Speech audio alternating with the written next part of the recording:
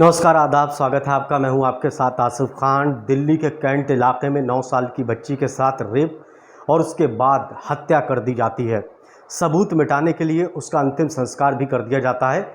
लेकिन उससे ज़्यादा दुखद घटना ये है कि इस मामले को लेकर भी हमारी देश की राजनीतिक दल इस पर सियासत कर रहे हैं। जब विपक्षी पार्टियां, कई दलों के नेता पीड़ित परिवार से मिलने के लिए गए तो फिर बीजेपी को बहुत ज़्यादा बुरा लगा। बीजेपी को यहाँ भी सियासत नज़र आने लगी। हर बार की तरह इस बार भी बीजेपी के राष्ट्रीय प्रवक्ता संबित पात्रा ने प्रेस कॉन्फ्रेंस की और पीड़ित परिवार से मुलाकात करने वाले नेताओं के खिलाफ गंभीर आरोप लगाए। उन्होंने कहा कि अपने अपने राज्यों में, यानी कि जहाँ पर कांग्रेस शासित राज्य हैं, वहाँ पर रेप और बलात्कार और हत्या की घटनाएं नहीं देख रहे हैं कि किस तरह से महिला अत्याचार हो रहा है, वहाँ पर घटनाएं हो रही हैं। लेकिन दूसरे राज्य जहाँ पर दूसरे पार्टियों की सरकारें हैं, वहाँ जाकर ये सियासत कर रहे हैं। यानी कि अगर कोई विपक्ष का नेता अगर पीड़ित परिवार से मिलने के लिए जाता है, सांत्वना देने के लिए जाता है, तो फिर ये भी बीजेपी को बुरा लगता है। बीजेपी को यहाँ भी राजनीति नज़र आती है। चलिए सुनिए क्या कुछ कहा संबित पात्रा ने। राजस्थान पे आते हैं। कांग्रेस शासित राज्य है राजस्थान। एनसीआरबी के रिकॉर्ड के हिसाब से, जो डाटा एनसीआरबी देती है उसके हिसाब से राजस्थान देश का पहला स्थान है, शीर्ष पर है जहां तक बलात्कार का संबंध है। पिछले 6 महीनों में बलात्कार के आंकड़ों में 30% वृद्धि हुई है राजस्थान में। साल 2020 में 13,750 केस दुष्कर्म अर्थात बलात्कार के राजस्थान में हुए। और तो और आपको जान के आश्चर्य और दुख होगा कि कोरोना काल में इस प्रदेश में, राजस्थान में 38% का इजाफा हुआ है रेप और बलात्कार। आंकड़े पेश कर रहे थे, पीड़ित परिवार बता रहे थे कि कौन कौन पीड़ित परिवार जिसमें ये घटनाएं हुई, उस इलाके के नाम बता रहे थे। लेकिन इस दौरान उन्होंने एक घटना का जिक्र बड़ा विस्तार से किया और आरोपियों के नाम, जो आरोपी हैं उनके नाम भी उन्होंने लिए। उन आरोपियों के नाम क्यों लिए गए, ये संबित पात्रा के जुबान से आप सुनिए कि इन आरोपियों के नाम क्यों, क्योंकि हजारों घटनाओं के उन्होंने आंकड़े पेश किए, लेकिन एक ही घटना के आरोपियों के नाम क्यों लिए, सुनिए आप। 16 मार्च 2021 राजस्थान, 15 साल की दलित बच्ची को बंधक बनाकर 9 दिनों तक 18 से अधिक लोगों ने किया गैंगरेप, शाहरुख समेत 20 गिरफ्तार।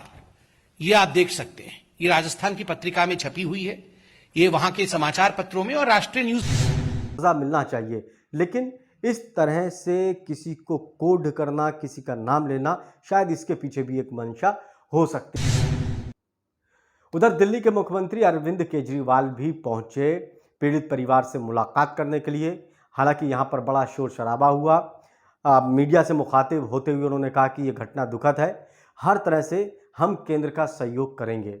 लेकिन किस तरह से उन्होंने तंज कसा, अपने लहजे में कैसे केंद्र सरकार को इन्होंने कटघरे में खड़ा कर दिया, क्योंकि दिल्ली की पुलिस केंद्र के अंडर में आती है। कानून व्यवस्था की जिम्मेदारी दिल्ली के अंदर केंद्र सरकार के अधीन आती है, क्योंकि गृह मंत्रालय के अंतर्गत ये पुलिस है और पुलिस पूरा कंट्रोल जो है केंद्र सरकार में। इसीलिए अरविंद केजरीवाल ने किस तरह से तंज कसा केंद्र सरकार के ऊपर, ये भी सुनिए। हमारी 9 साल की बेटी के साथ जो हादसा हुआ, उसके साथ गलत काम होके और उसका कत्ल कर दिया गया, ये बेहद दुखद बात है। मैं अभी आया था, परिवार के उसके दोनों माता पिता से मिला।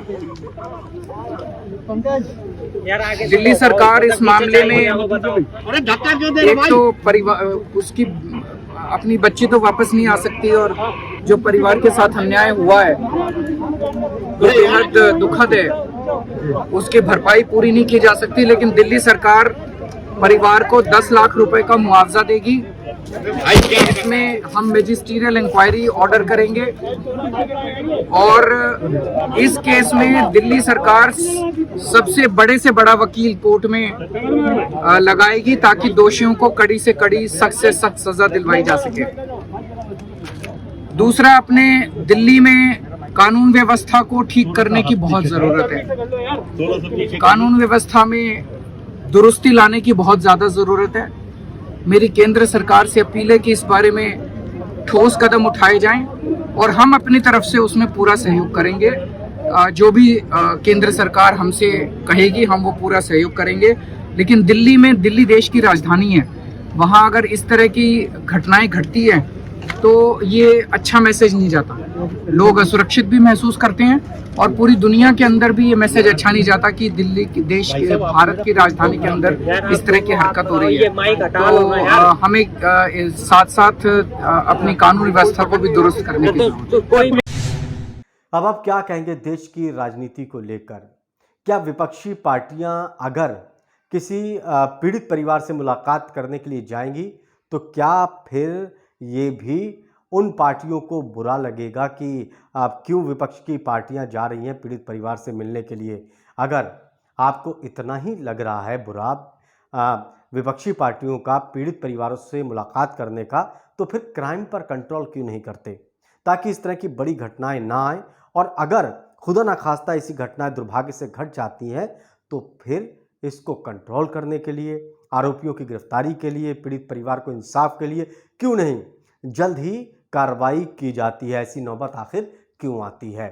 नमस्कार।